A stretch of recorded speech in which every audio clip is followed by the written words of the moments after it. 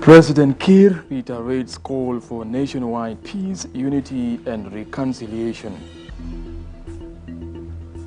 Over 21,000 households in Lakes Estate to receive seeds and farming tools amid an imminent rainy season. And 86 individuals have benefited from Northern Bargadal State Vocational Training Program.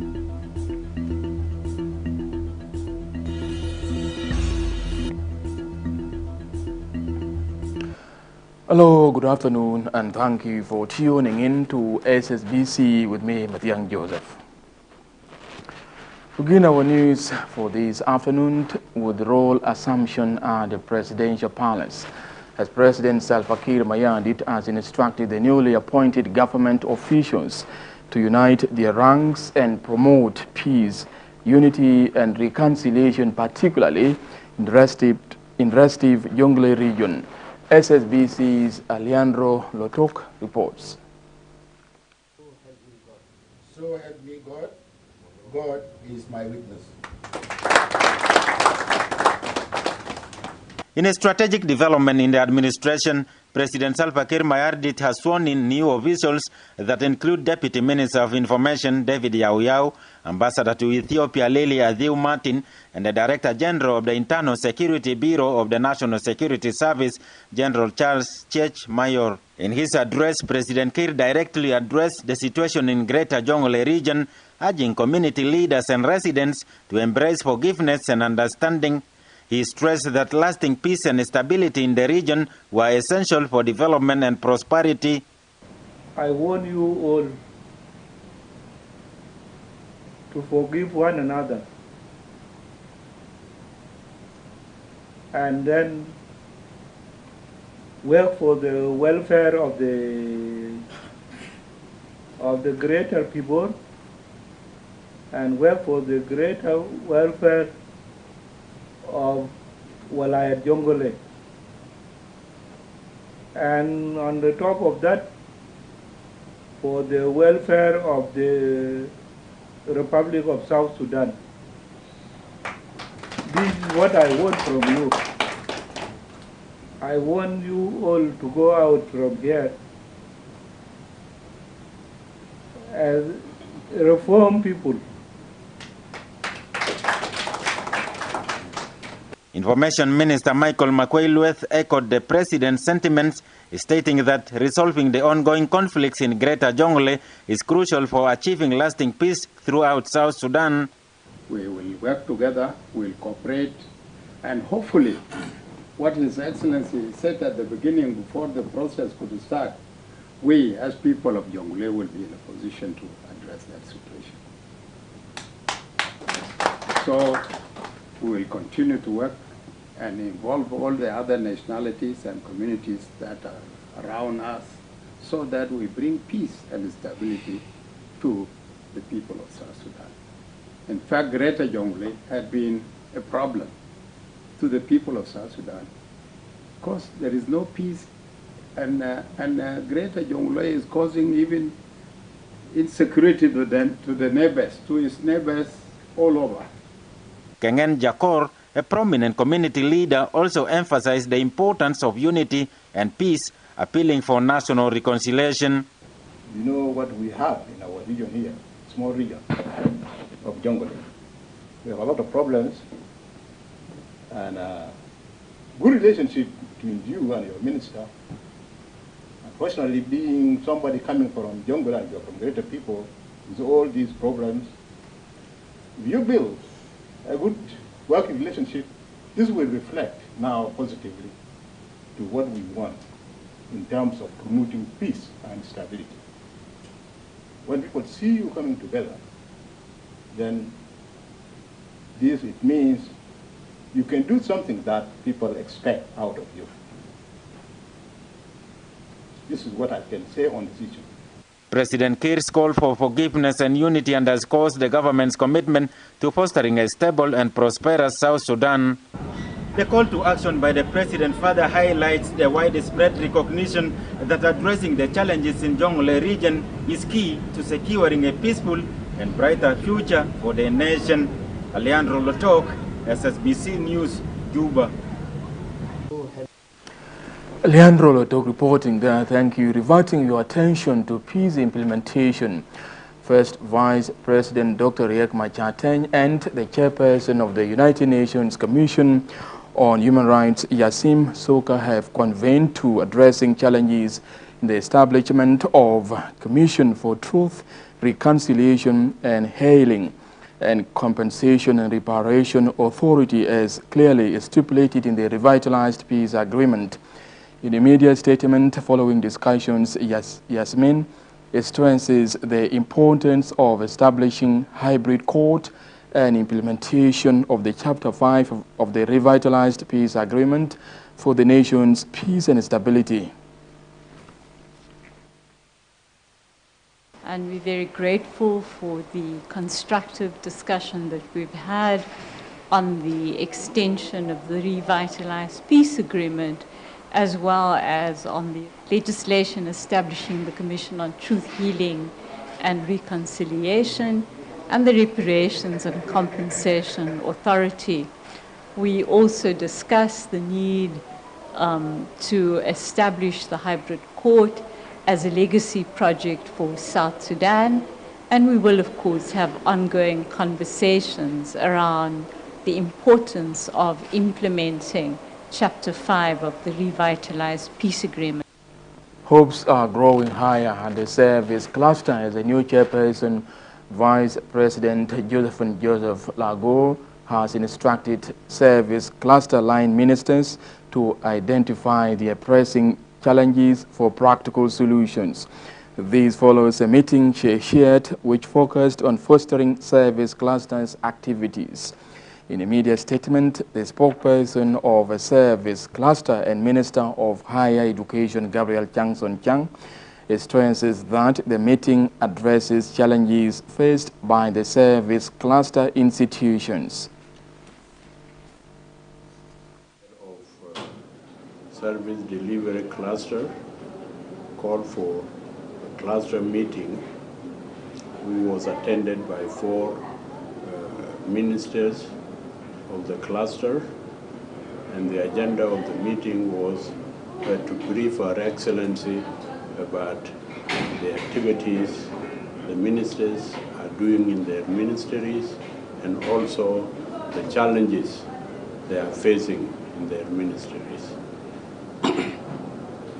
First and foremost, the honorable ministers congratulated the Vice President for her appointment, and that they will all work with her to make sure that this service delivery cluster does its work efficiently and effectively.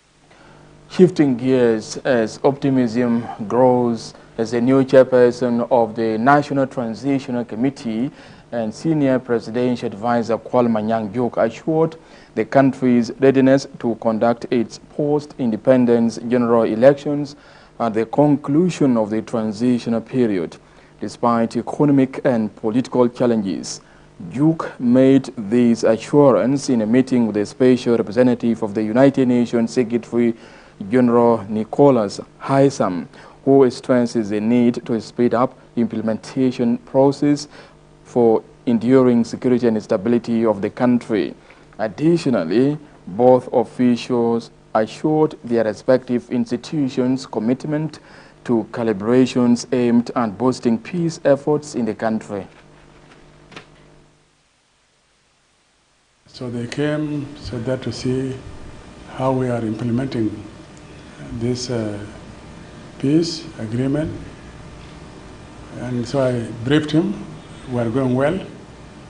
Of course, he asked about these small recent incidences of the fighting in Magui area, in Yambio, Dom, and Bo, and here and there. These are just communal, and they don't affect the implementation of the peace agreement and unification of the forces.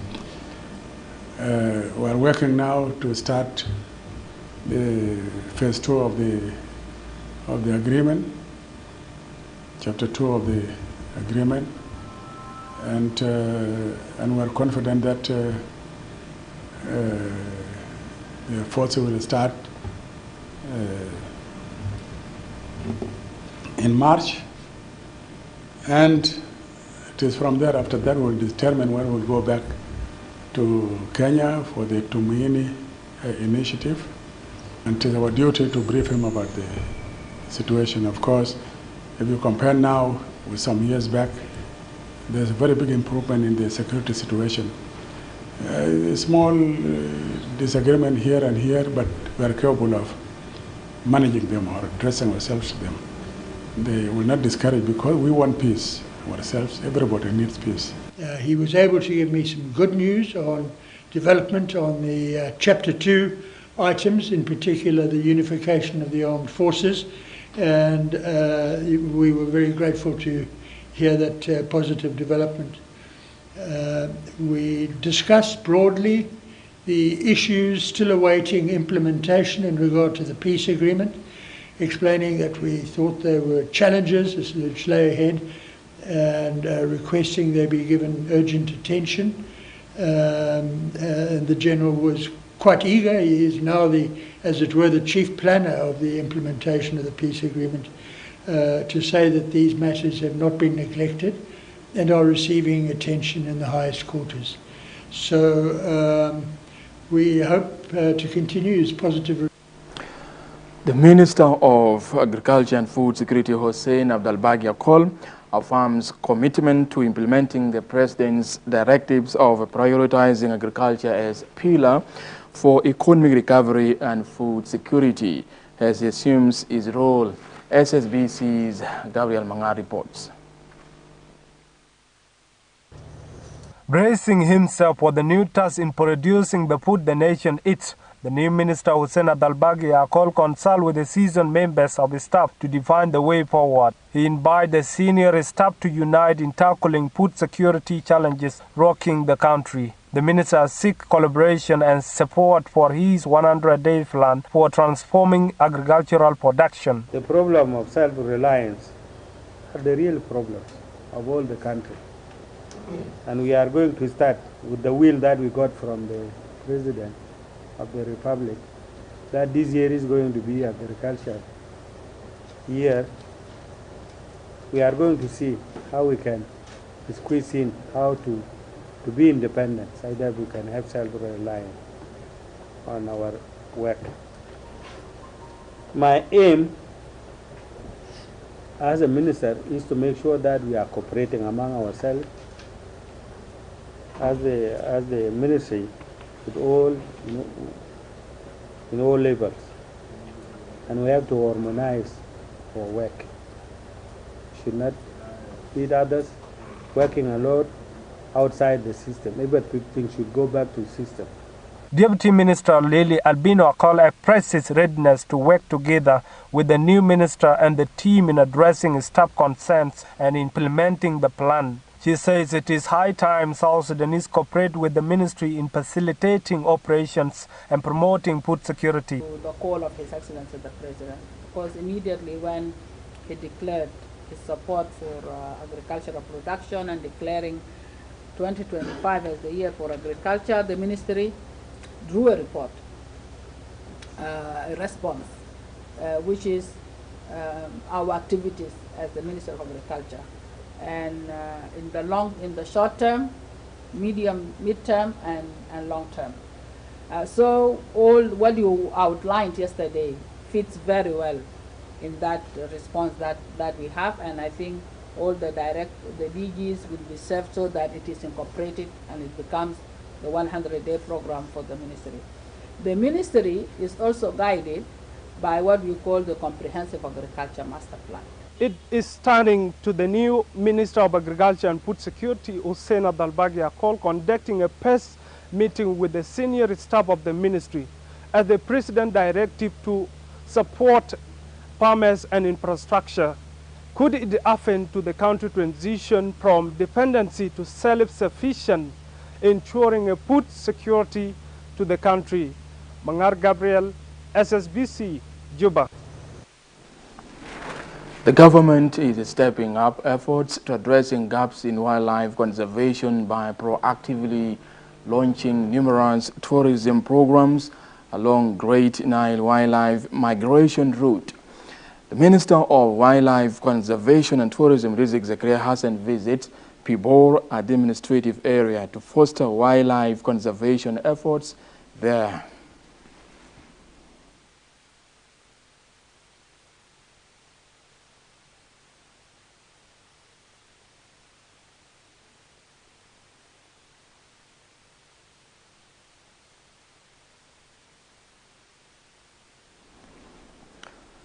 For that story, we are going for a break. Stay tuned for more stories coming up.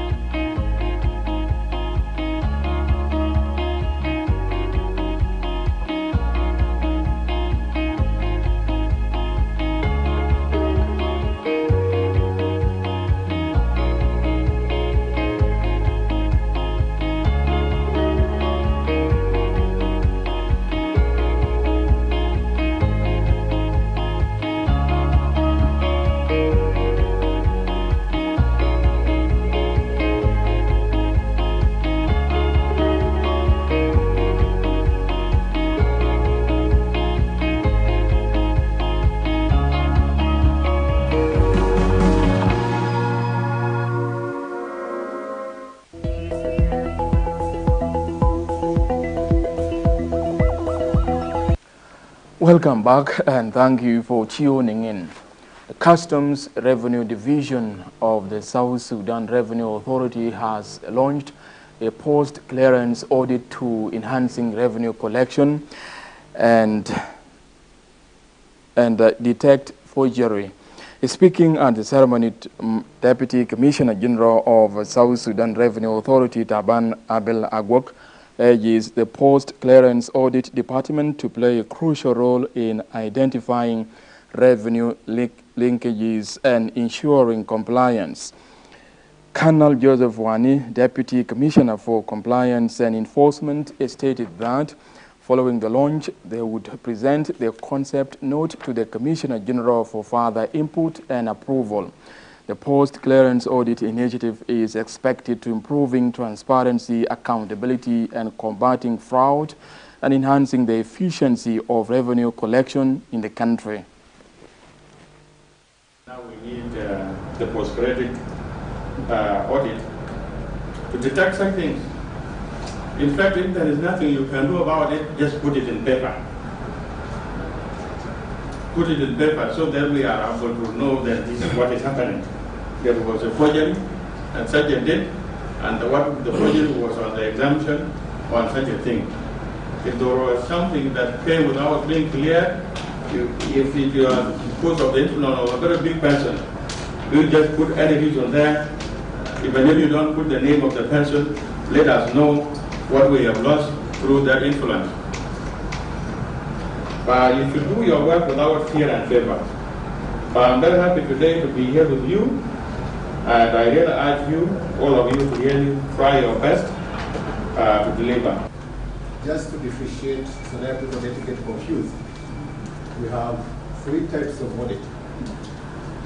We have what we call internal audit, which audits the systems and procedures of the Revenue Authority as whole.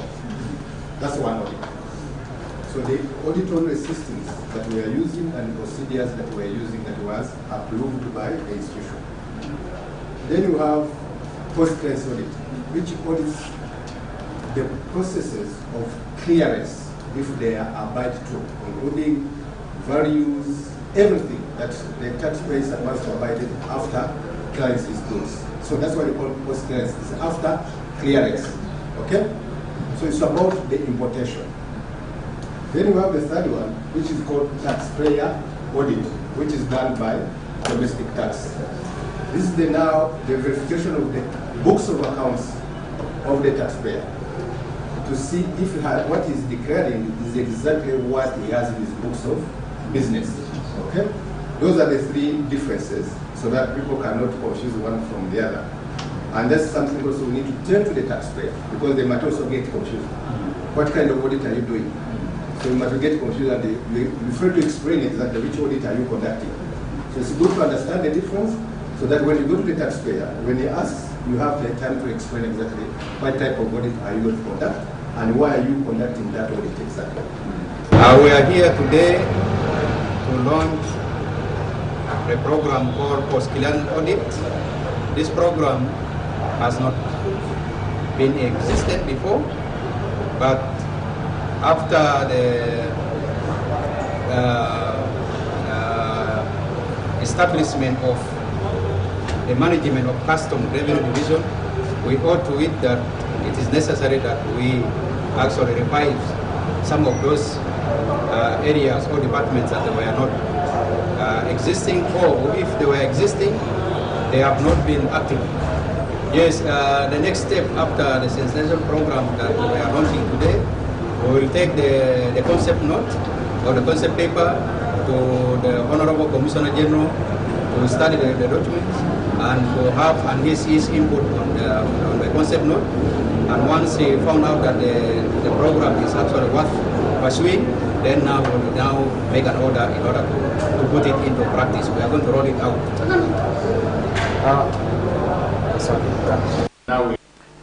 A two-day forum on the role of the law enforcement agencies in enhancing civil and political space recommended fostering police capacity to promoting public order and safeguarding elections. SSBC's Isaac Ludoro Emmanuel reports. The two-day workshop was intended to equip members of the South Sudan National Police Service with the skills on maintaining law and order during elections. In his closing remarks, the spokesperson of the South Sudan National Police Service, Colonel John Kasara, highlights the critical role of the police in a democratic election. The discussion we have met in this workshop have highlighted critical need of the roles of South Sudan National Police Service will play during the election, mostly on the protection of the people and the properties, as well as the candidates and the voters during the election process. I'm confident that the knowledge you gain on the role of South Sudan National Police Service in civic and political space will pave the way for impactful action in order to have a democratic election in the Republic of South Sudan. Guy Bennett, Army Chief of Political Affairs Division, emphasizes the need to build the trust and confidence between the police and communities ahead of the elections. From what I've heard, the word that seems to come up is trust a lot. And I think trust between different communities, different between different uniforms and civilians is based upon a common understanding of facts. And I believe, I'm not certain on this to be fair, that those meetings still go ahead so people can understand each other's opinion, which I think is just a small micro example of what a lot of you have been talking about, certainly today when I've been listening, on the need to build trust and understand people's opinions. Nyawir Mayen Achwil, one of the participants, explains the importance of the skills they acquire during the workshop in improving their performance while discharging their national duty. And we hope this training for many officers it will guide them on how to operate policies in their safeguarding. Another participant, Nuruddin Makwas, says there is need to engage other members of the organized forces on civic and political space forums, adding that they also play a great role in promoting free and peaceful elections. فبجد في استفادة كثير من ضمن هذه الاستفادة عرفنا دور الشرطة في أن تخطط الانتخابات كان حيكون شنو بعدين وعرفنا برضو كيف يمكن يعرض الثقة بين الشرطة والمجتمع. التوصية بتاعتي اللي هو عايز أنا أقول الورشة العمل ده أنا بتمنى إنه ورشة العمل ما يقف على الشرطة فقط، المرة الجاية يكون بالقوات النظامية ككل، يكون فيه ناس جيش وفيه برضه الجهاز الأمن الوطني، ويكون برضه فيه ناس الدفاع المدني والحياة البرية والسجون. ليه؟ لأن كلهم في الانتخابات عندهم دور. Recently, the United Nations Mission has arranged a political parties forum to strengthen trust building between members of various political parties ahead of the elections at the end of the transitional period in 2026. Isaac Rudori Emmanuel, SSBC News, Juba. Let's now move to Lakes State, where the government and United Nations Food and Agricultural Organization are collaborating on early farming preparations ahead of the cultivation season, with the groundwork to provide seeds and farming tools to over 21,000 households towards enhancing agricultural productivity. SSBC's James Arosi reports. Ahead of planting season, Lake State Government, the Food and Agricultural Organization FAO, are embarking on early planning for farmers to increase on productivity and value addition to agriculture in the state. The meeting of FAO delegation with the state government in Rumbek concentrated on how to support strategically identified farmers groups to enhance commercial production and value addition in agricultural output. This is a livelihood project, actually. It's going to target it is going to target the groups that will increase the production for themselves and also for the market. So it is not only for subsistence, it's targeting the large scale production. There are also value addition that are within this project. So we've come here to finalize part of resilience project that we are going to start, that is going to focus mainly on products that we believe, together with the states, that are ready to go to the market. And considering the fear of infiltration of genetically modified seeds through distribution, the state governor, Ringtwen Mabo, raised a need for focus on local seeds for distribution rather than imported seeds. However, the Food and Agricultural Organization country representative says there are precautions in place on seeds imported for distribution that will help protect indigenous seeds that can easily be eroded. We only, even in the Food and Agriculture Organization, we only bring what we call OPVs. These are open pollinated varieties. That means these are seeds that can be used again. Secondly, to ensure this, we have put up a very robust system of testing of the seeds. Seeds are tested when they come to South Sudan in three main ways. One is that we have a laboratory at the national government that tests the seeds to ensure their viability. And in each of the 10 states, we've also established and assisted as FAO to establish what we call the seed quality control boards. And Lake State is one of those states that has a strong seed quality control board. We'll even be giving them further equipments to be able to control. And so it will be upon the people of South Sudan to determine at particular time what, through these boards and through the government, through the ministry, what is the best variety and quality of seeds that is there. FAO in its plans is looking on identifying resilient groups that will be enhanced in agricultural production in the state. The 3-year planned activity on agriculture is said to cost over 1 million euros, channeled on both animal and crop production in the state. We want groups that will enhance first their production, secondly their productivity, third will be for the value addition for the market, and fourth will be to ensure that they are able to meet the quality standards for the consumers. Lake State agricultural sector currently engulfed by lack of access to modern farming techniques and equipment is now looking on transforming farmers' reliance on traditional farming methods to a more productive methods of agriculture. In Yambio, the capital of Western Equatorial State, where Education Minister Grace Apollo has been assessing state education facilities to enhancing and encouraging parents and guardians to enroll their children to school. The tour comes as the government directs all educational institutions to resume operations respectively. The head teacher of Napangu Nursery and Primary School, David Dominic Dangami, outlines educational difficulties in the area. The deputy head teacher of Garashia School, Ruth Emmanuel, praises teachers for their unwavering commitment to improving education in the state. We visited Napongo Primary School. They are doing well. We have number of 342 learners, and also we came to see one of the community school, that is Gracia Nursery and Primary School. We have around 720 learners who are here.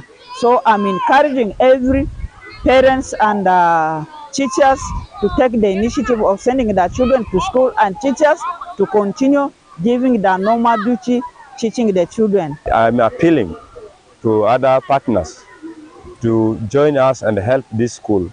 This school is a recognized school in Western Equatoria, especially in Yambio County, whereby most of ministers, honorables, start their education foundation from here.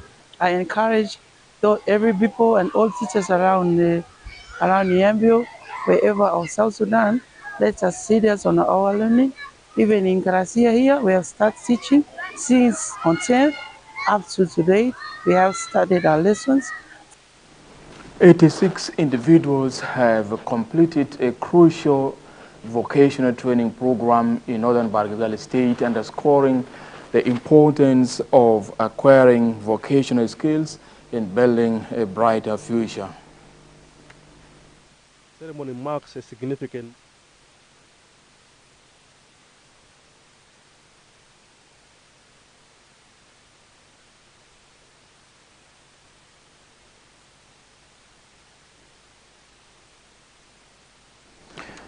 The National Examination Council pronounces the commencement of the marking process for examination papers after securing financial support to facilitate the process.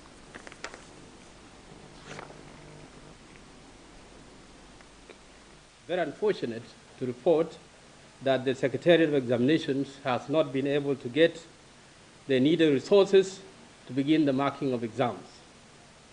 Nevertheless, the Secretariat of Examination have received some funding from the National Ministry of Finance to begin the marking of the 2024 Certificate of Primary Education exams.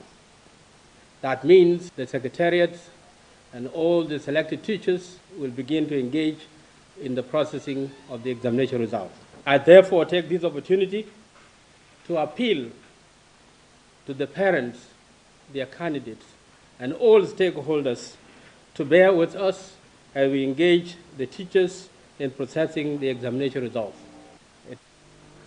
To enhance food sufficiency, Luri Payam Farming Society secured one tractor from the International Trade Center with support from the European Union.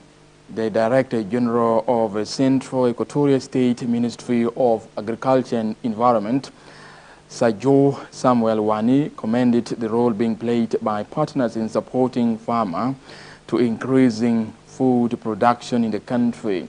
The country director of the International Trade Center, Akila Apati Mariam, urges farmers to concentrate on both subsistence and cash crops for improvement of the country's economy.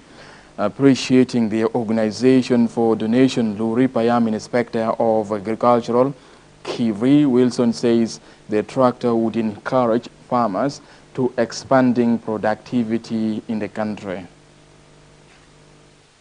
We're here now to hand the tractor to these people, and I shall be continuing. Today we're handing in Luri. There are about 3 tractors.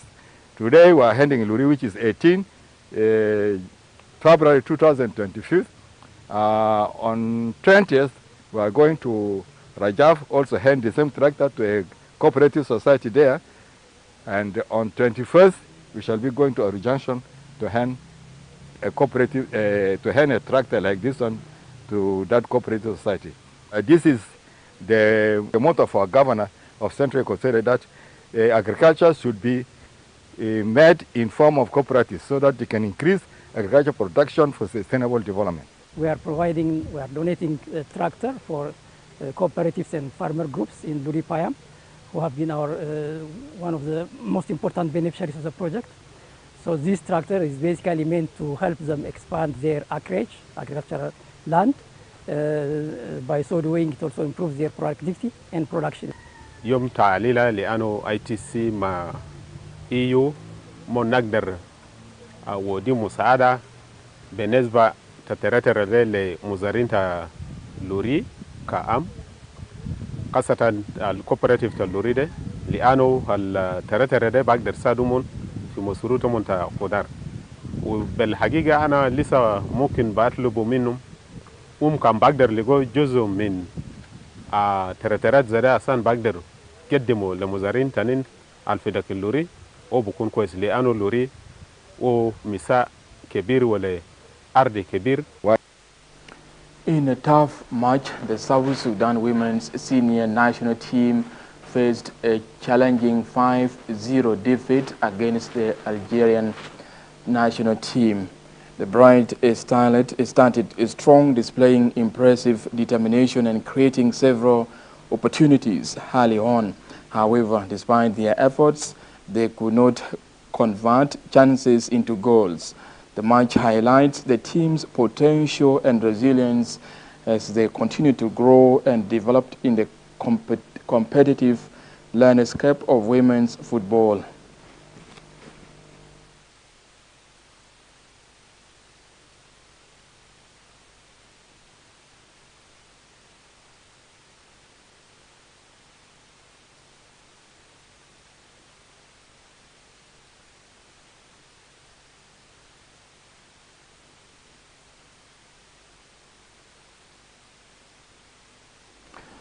That's it from me and the team with me, Mathiang Joseph, and thank you for tuning in. Stay tuned for more programs coming up.